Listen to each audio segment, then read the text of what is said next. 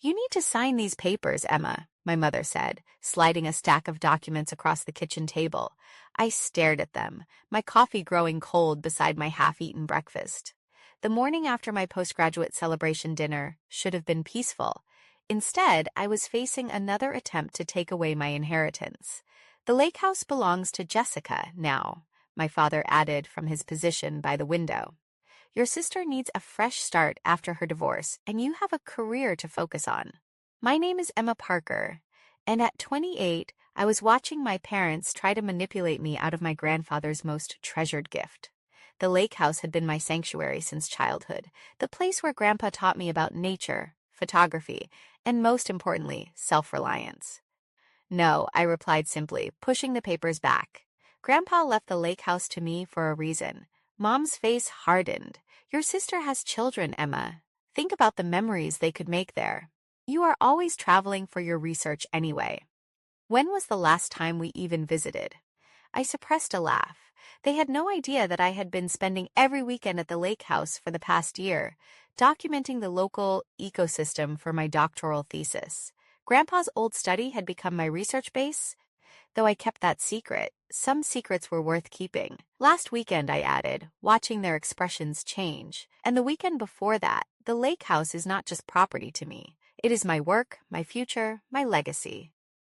Dad slammed his hand on the table. Your legacy? What about family? Jessica's children need stability. Perhaps Jessica should have considered stability before spending her savings recklessly. I retorted immediately, regretting my words. We had all been avoiding my sister's addiction, pretending her divorce was merely bad luck instead of the result of her choices. Mom pulled out her final weapon. Tears. How can you be so selfish? We raised you better than this. Your grandfather would feel ashamed. That was an improper thing to say. Grandpa had spent years warning me about their manipulative tactics. Do not let them guilt you into relinquishing what is rightfully yours. He had stated during our final conversation before he passed. The safe holds the truth. I stood up gathering my belongings. I have work to do. The answer is no. Then you leave us no other option, Mom said, her tears mysteriously gone. She took out a lighter and held it to the edge of the deed. I kept framed on the kitchen wall, signed the papers, or watched them burn.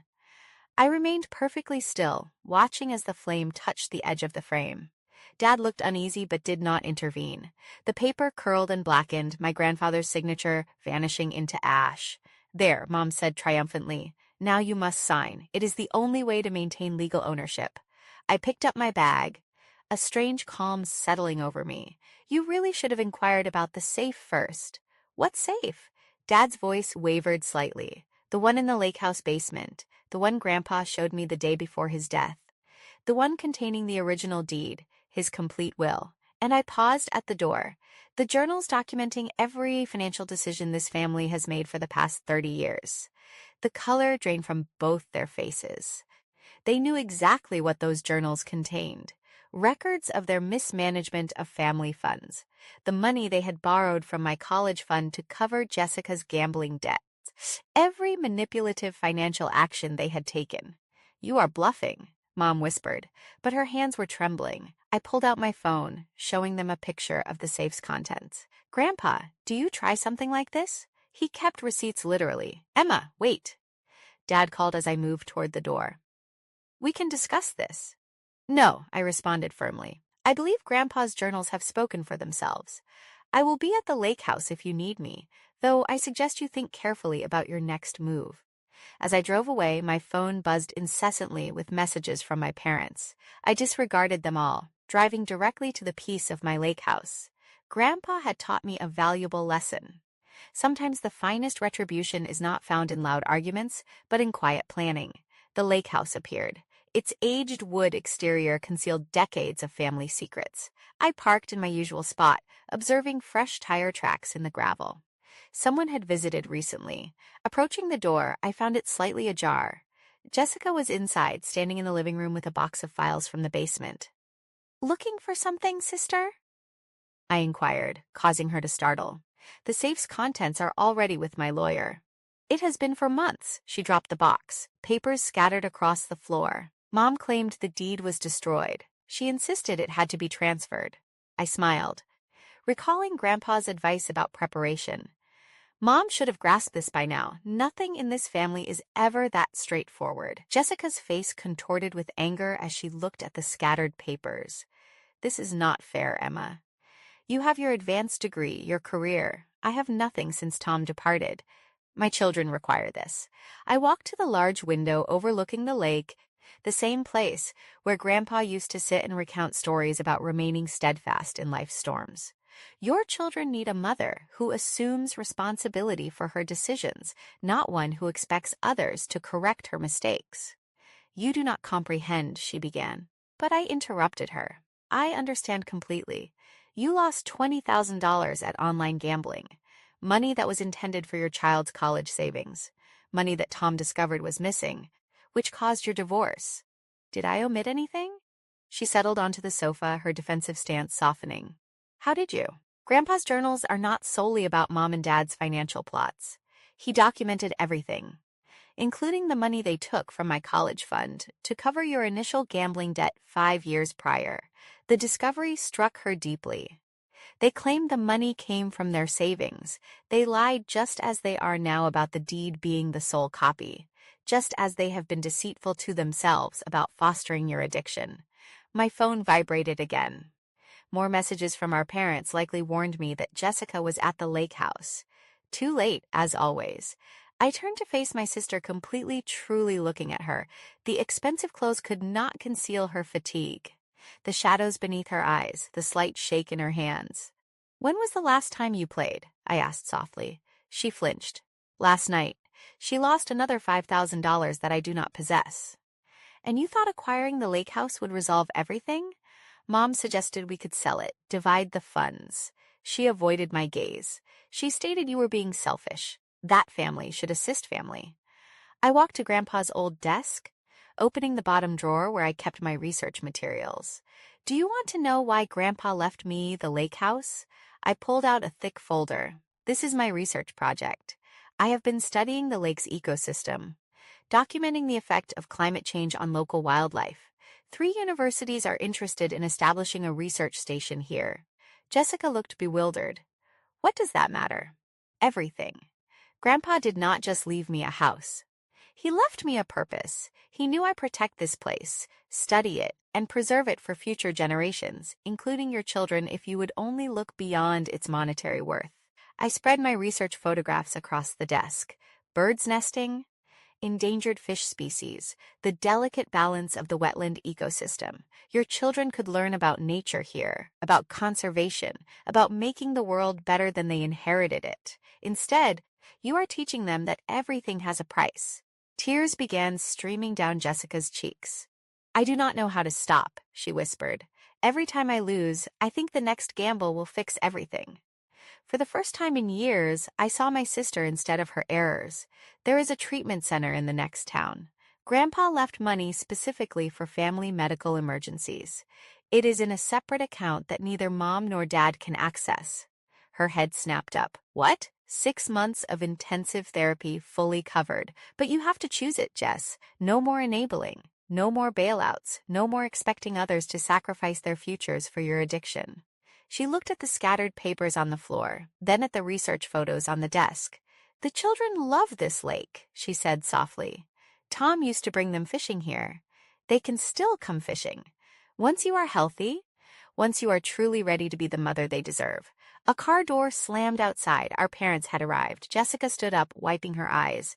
They will be furious. I smiled, remembering all the times Grandpa told me that the hardest choices are usually the right ones. Let them be. Sometimes family helps by standing firm, not by yielding. Mom burst through the door, Dad right behind her. They froze at the sight of Jessica's tear-stained face, and the papers spread across the floor. What have you done? Mom demanded, glaring at me. Before I could answer, Jessica stepped forward. She showed me the truth about everything. She turned to face our parents. I need help, real help, not another cover-up. Mom's face went pale. Jessica does not. Emma has proof of where my college fund money went, I continued, of every loan, every secret withdrawal, every lie. Is that truly the legacy you wish to leave? Dad sank into Grandpa's old armchair, suddenly looking exactly his age. We were trying to protect the family. No, I said firmly. You were trying to protect your image. There is a difference. I pulled out the treatment center brochure I had kept in my desk. This is what true protection looks like. This is what family truly means. Jessica held the brochure with trembling hands as our parents remained in stunned silence. Outside the window, the lake glittered in the afternoon sun, unchanging despite the storm building within its confines. Grandpa would have understood the metaphor. A month had elapsed since that discussion at the lake house. The following day, Jessica checked into the treatment center, displaying more courage than I could have credited her with. While our parents adjusted to the new reality, I sat in Grandpa's old study, now my research office, reviewing data from our recent water quality tests. The lake house had become precisely what Grandpa envisioned, a perfect mix of family refuge and an environmental research station. My phone vibrated with a text from Jessica, 90 days clean, kids visiting tomorrow. Can we use the dock? I smiled, typing my reply. I had already set up the fishing poles. Do not forget their life jackets. The sound of gravel crunching under tires caught my attention. Through the window, I saw Dad's car pulling up. He had been visiting more often recently, usually claiming to check the property's upkeep. Today, he carried a familiar wooden box. He set the box on my desk without preamble, stating it was found in the attic. It contained your grandfather's old photography equipment. He suggested you might want it for your research documentation. I opened the box carefully, revealing Grandpa's cherished camera and lenses. You had kept these all this time. Dad shifted uncomfortably. He had intended to sell them when we could not bring ourselves to do so. The admission hung between us. That must have been difficult, I said.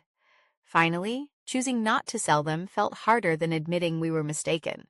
He picked up one of my research photos. The lake's wildlife population has increased since you began your conservation efforts.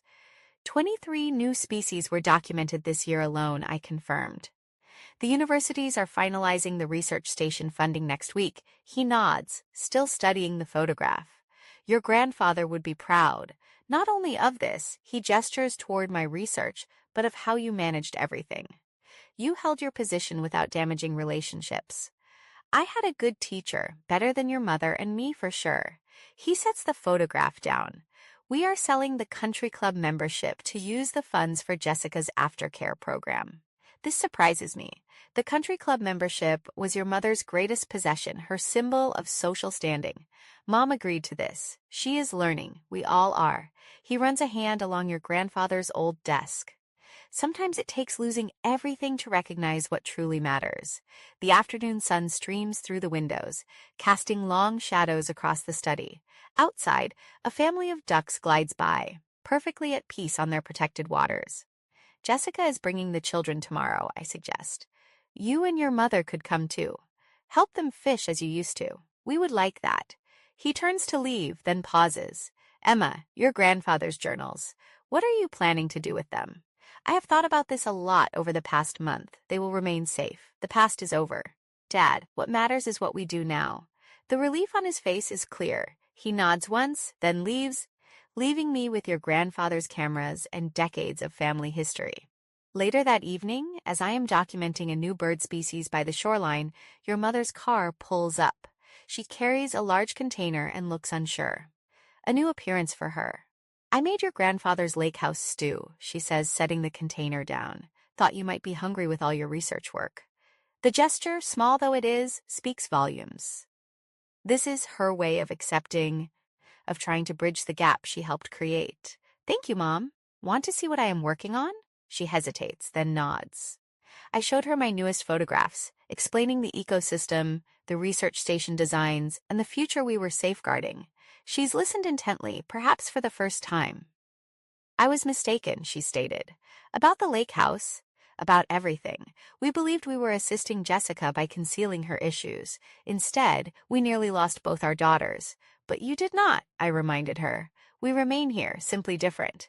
The next morning, I watched from the deck as Jessica's children raced to the dock, their parents following with fishing equipment. Mom adjusted their life jackets while Dad baited the hooks, appearing more relaxed than I had seen him in years. Jessica caught my gaze and mouthed thank you before turning to her children, fully immersed in their happiness. I captured the scene in a photograph, reflecting how perfectly it represented everything Grandpa desired for this place. Family healing, nature thriving, futures brightening, the lake house is no longer mere property. It has become a testament to steadfastness, choosing truth over ease and believing in the potential for change. In his final journal entry, Grandpa wrote, "The lake house is not just about the structure or the land. It is about legacy, the choice between preserving what matters and sacrificing for fleeting comfort. Emma will grasp this. Watching my family on the dock, at the thriving waters, at the research station plans on my desk, I knew he was right. I finally understood. And so did